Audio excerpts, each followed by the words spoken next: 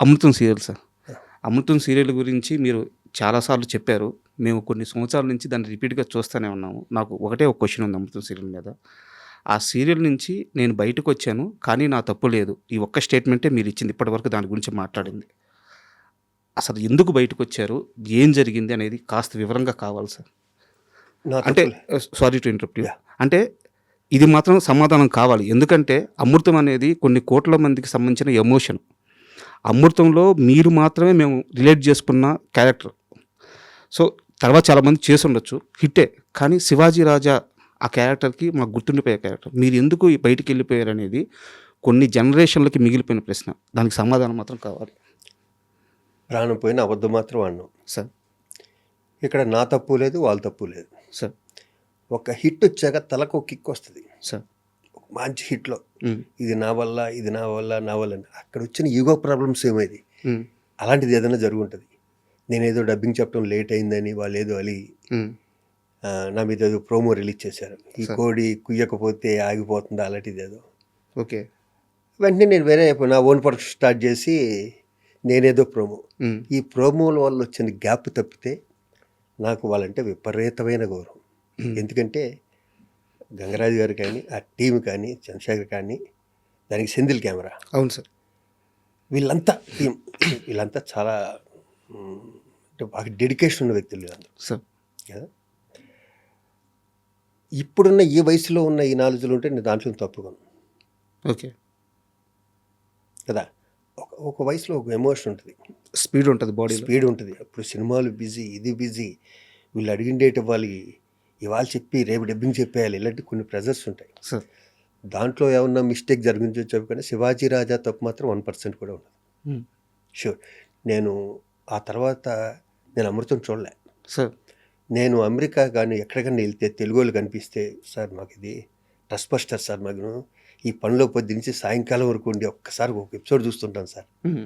అంటారు. ఆ ఎపిసోడ్లన్నీ మేము చాలా ఆడతా పాడతా చేసినాయి. నేను కానీ, గుండె హనుమంతరావు కానీ, ఝాన్సీ గారు కానీ అందరం. నేను ఇప్పటికీ చెప్తున్నా, నాలో ఏ ఈగో లేదు. క్రెడిట్ గోస్ టు గంగరాజు గారు, సార్. అయిందే క్రెడిట్. కానీ తెర మీద కనిపించే నా క్రెడిట్ కూడా ఉంటుంది. అంతే కదా సార్. నేను ఎంత ఇంప్రవైజ్ చేయగలో దాన్ని చెడగొట్టకుండా. హ్మ్. ఆయన నా తర్వాత అబ్జర్వ్ చేస్తుంది అంటే గంగరాజు గారి దగ్గర ఆయన ఏదైనా ఒక డైలాగ్ రాస్తే ఇంప్రెషన్లో మేము మారుస్తే దాన్ని ఆయన అలిగాడు అన్న విషయం తెలిసేది. ఓకే. నాకు ఆర్టిస్ట్గా నాకేంటంటే, నేను ఏదో ఇంప్రవైజ్ చేసాక దీన్ని బిల్డప్ చేసుకుంటున్నాను కదా, ఒక డైలాగు 2 డైలాగులో మారిస్తే అది మాకు వచ్చి చెప్తే బాగుండేది, మూడో వ్యక్తి వచ్చి నాతో చెప్పడం ఏంటి అన్నది కూడా నాకు ఫీల్. ఓకే. కదా. ఆయన రైటింగ్లోనూ ఆయన దాంట్లో ఆయన గొప్ప, కానీ నా ప్రొఫెషన్లో నేను కూడా గొప్ప. అంతే కదా. ఇక్కడ వచ్చిన క్లాష్. హ్మ్. ఈ మధ్యలో వ్యక్తులు ఉంటారుగా, ఎక్కడైనా అంతే. సార్. జరిగిందైతే ఇది. మరి వేరే ఏమన్నా ఉంటే మీరు గంగరాజు గారిని అడగండి, నాకైతే ఐడియా లేదు. నేనైతే మర్చిపోయాను. ఒక క్రికెట్ మ్యాచ్కి విజయవాడ వెళ్ళి నేను, వెంకటేష్ గారు, శ్రీకాంత్ వెళ్ళి రావటం 1 డే లేట్, అది వెళ్ళటం, నేను డబ్బింగ్ ఏమైనా విజయవాడలో వచ్చాక చెప్తాను అన్నది కొంచెం హ్మ్. సరిగ్గా చెప్పలేకపోయింది వచ్చినాను. ఓకే. కదా. అదేదో హట్టారని తెలిసింది. నాకు తెలిసిందైతే సార్. నా ప్రొఫెషన్ ఏదొట్టి ఇంతే. అవును. అండ్ అమృతంకి హ్మ్. చంద్రశేఖర్ అయ్యలేటి గారు అవును. అంటే ఆయన తర్వాత సినిమాలు చేశారు సార్ డైరెక్టర్గా. హ్మ్.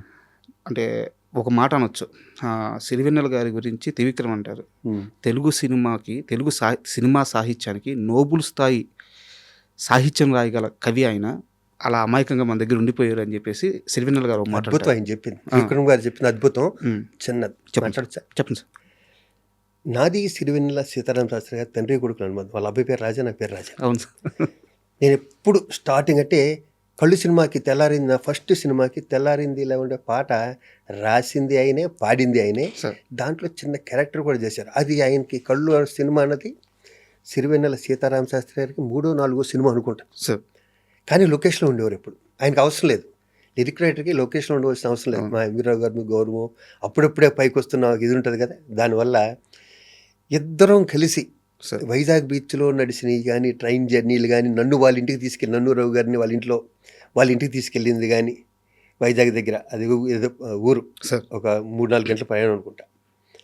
దాని తర్వాత మద్రాసులో సీతారామ శాస్త్రి గారితో నా జర్నీ బోర్ కొడితే, అప్పుడు సెల్ ఫోన్లు ఇవి కూడా రాలేదు కానీ ఏదో పిపి ఫోన్లు ఉండి బోర్ కొడితే శాలిగ్రామంలో ఉండే వాళ్ళ ఇంటికి వెళ్ళేవాడిని. ఒక 3-4 నందులు వెనకాల కుర్చీ చేసుకుని ఆయన నాకు, డాడీ నాకు ఎప్పుడూ వస్తున్నాను నంది అడిగేవాడిని, ఈ నందులు నీయరా అనేవాడు.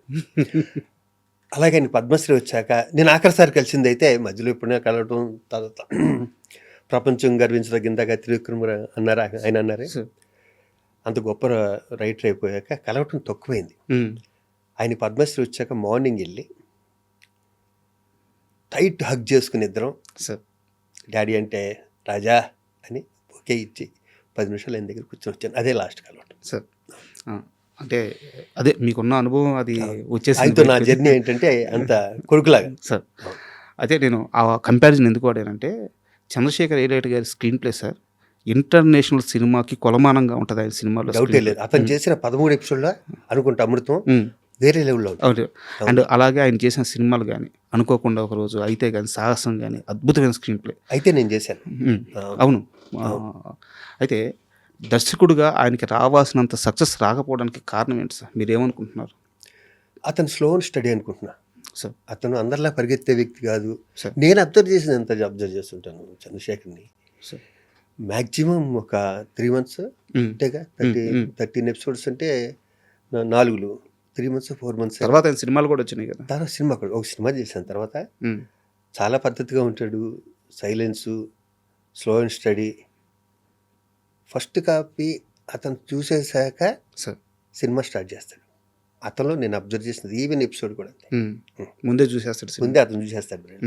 Very talented, very talented. అవును. మీరు ఎందుకు సార్ అసలు సినిమాలు చూడరంటారు? ఏమో మొన్న వచ్చి చూశాను ఇక్కడ, మనం చూశాను మధ్య 2 సినిమాలు చూశాను. అలాగా సార్. నాకు తెలిసి మీవే చాలా సినిమాలు కూడా మీరు చూసి ఉండలేదు అని చెప్పి నాకు తెలిసి. చూడలేదు, నేను డబ్బింగ్లో చూసాక సరిపోతున్నాను అనుకుంటాను. ఇక ఎత్తుకో, నాకు అస్సలు ఈ ఫీల్డ్లో ఉండి సినిమాలు తక్కువ చూసినలో నేను ఒకటి. దీని మీద ఒక పెద్ద గొడవ కూడా జరిగింది ఒక మూమెంట్లో. ఎవరు ప్రకాష్ రాజు, రవితేజ సముద్రం షూటింగ్లోనే. ఈడ అసలు సినిమాలు చూడడం ఎందుకో చూడను, దానికి వెళ్ళి మంచి సినిమాలు చూస్తాను సార్. ఇప్పుడు మనం ఒక ఎగ్జామ్ రాస్తాం సార్, మార్క్స్ అయితే చూసుకోవాలి కదా. చూసుకోవాలి. అంటే ఇప్పుడు మీరు సినిమా చేయడం అనేది ఎగ్జామ్ లాంటిది అయితే, తెర మీద చూసుకొని ఆడియన్స్ రియాక్షన్ అనేది మార్క్స్ లాంటివి.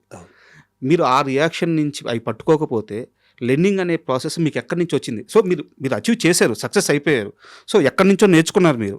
అయితే మీరు చేసిన సినిమా నుంచో లేకుంటే వేరే వాళ్ళు చేసిన సినిమా యాక్టింగ్ నుంచో మీరు ఏం నేర్చుకోలేదు. శివాజీ రాజా కెరీర్ స్టార్టింగ్లో ఫిల్మ్ ఇన్స్టిట్యూట్లో నేర్చుకున్నా సరే, ఎదిగే క్రమంలో ఎప్పటికెప్పుడు అప్డేట్ అవ్వాలి కదా. ఆ అప్డేషన్ మీకు ఎక్కడి నుంచి వచ్చింది? దీనికి ఎలా సమాధానం చెప్పాలి? ఎందుకంటే నేను ఇప్పటికీ మంచి ఆర్టిస్ట్ అంటే నాకు ఇబ్బందిగా ఉంటుంది నిజంగా, ప్రామిస్. ఇది ఏదో చెప్పుకోవడం కాదు. మేము చేసి ఎన్ని క్యారెక్టర్స్లో ఒక 500 సినిమాలు చేస్తే దాంట్లో 400 సినిమాలు ఒకేలా ఉంటాయి సార్ కదా.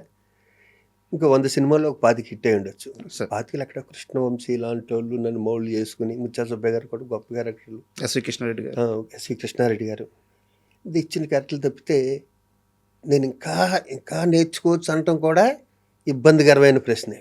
కానీ ఎప్పుడు నేర్చుకుంటూనే ఉండాలి కదా. అలా అని నేను ప్రతి సినిమా చూడకపోవచ్చు కానీ నానా పాటేకర్ సినిమాలు మొన్న వచ్చి సూపర్ డూపర్ హిట్ అయ్యి 200 కోట్ల సైడ్ పరిగెడుతుంది సార్, మన హిందీ సినిమా. అవును, అది చూశాను నేను. సినిమా ఆ మంచి సినిమాలు మిస్ అవును, ప్రతి సినిమా చూడండి అంతే సార్. అవును, ప్రతి సినిమా చూడండి. మా శ్రీకాంత్ అన్ని సినిమాలు చూస్తాడు. శ్రీకాంత్ ఎక్కువ కంపల్సరీ చూస్తాడు. నేను అంటే తన ఇంట్లో కీపుకోవడం ఉండటం వల్ల మిస్ అవ్వడం సినిమా. అవునవును. అండ్ కంటిన్యూటీగా వచ్చేలేకే ఒక ఫ్లో మిస్ అయింది సార్. అమృతం సీరియల్లో అంజీ క్యారెక్టర్ చేసిన గుండు హనుమంతరావు గారు సార్. ఆయన అంటే నేను కాస్త ఓపెన్గానే మాట్లాడుతున్నాను. ప్లీజ్. ఆయన కెరీర్ అంతా సినిమా పరంగా చూసుకుంటే వచ్చిన పేరు ఒక ఎత్తు అయితే, ఓన్లీ అమృతం సీరియల్లో వచ్చిన పేరు ఒక ఎత్తు. అలాంటి పాత్రలో మీరు స్టార్టింగ్ నుంచి ఆయనతో కలిసి వర్క్ చేశారు. ఆ సక్సెస్ తీసుకునేటప్పుడు ఆయన ఆనందం ఎలా ఉండేది? ఎందుకంటే అంత పెద్ద సక్సెస్ ఆయన సినిమాల్లో చూడలేదు. చేశారు, చాలా క్యారెక్టర్లు చేశారు, బట్ ఇంత సక్సెస్ ఎప్పుడు సినిమాల్లో చూడలేదు. ఆయన ఎంత ఆనందంగా ఫీల్ అయ్యేవారు ఆయన? మా ఇద్దరు కాంబినేషన్ అలాంటిది సార్. హనుమంతరావుది నాది విచిత్రం ఏంటంటే బయట కూడా మేము ఇద్దరం అలాగే ఉంటాం సార్. బయట కూడా మా ఇద్దరు వెళ్ళి ఉంటానికి కారణం ఏంటంటే నా ఫస్ట్ పిక్చర్ కొలువులో యాక్ట్ చేశాడు తను, ఓకే. హనుమంతరావు. న్యాచురల్గా ఫస్ట్ పిక్చర్ చేసిన ఆర్టిస్టులు ఉంటారు కదా, వాళ్ళ జర్నీ లైఫ్ లాంగ్ ఉంటుంది, వాళ్ళ జర్నీ ఎక్కువ ఉంటుంది. ఎందుకంటే ఫస్ట్ సినిమా కదా, అందరికీ కొత్త, అవును. కలిసి ఉంటాం. ఒకరు కొంచెం పెద్దగా ఏమవుతుందంటే కొంచెం ఒక 10 సినిమాలు చేశాక వేరే ఆర్టిస్టులు వచ్చినా కూడా కొంచెం దూరంగా ఉంటారు, రిలేషన్ ఇంత మెయింటైన్ అవ్వదు. నాకు ఫస్ట్ సినిమా చేసిన వాళ్ళందరూ ఇప్పటికీ ఫోన్ చేస్తుంటారు, ఉన్నవాళ్ళు మాత్రం. ఖచ్చితంగా సార్ ఆ ఫీల్ ఉంటుంది అది హనుమంతరావు నాకు ఆ బాండ్ ఉంది ఫస్ట్ నుంచి. సార్. మీ ఇద్దరం బోల్డ్ అని సినిమాలు చేసాం. కృష్ణారెడ్డి గారి సినిమాలు ఒక 20 సినిమాలు చేస్తుంటాం మా ఇద్దరం కదా. మా ఇద్దరు ఆ బాడీ లాంగ్వేజ్ది, నాదేమో భీమవరం టైప్ ఆఫ్ టచ్, అతనిదేమో కృష్ణా డిస్ట్రిక్ట్ టచ్, చాలా సినిమాల్లో మా ఇద్దరితో ఉంటాయి. వాడితో చేయటం, నేను హనుమంతరావు చేయటం నేను చాలా కంఫర్ట్. అవునవును. అలాగే నా ఓన్ సీరియల్స్ అన్నింటిలో హనుమంతరావు చేశాడు, నా ఓన్ ప్రొడక్షన్ అన్నింటిలో హనుమంతరావు చేశాడు.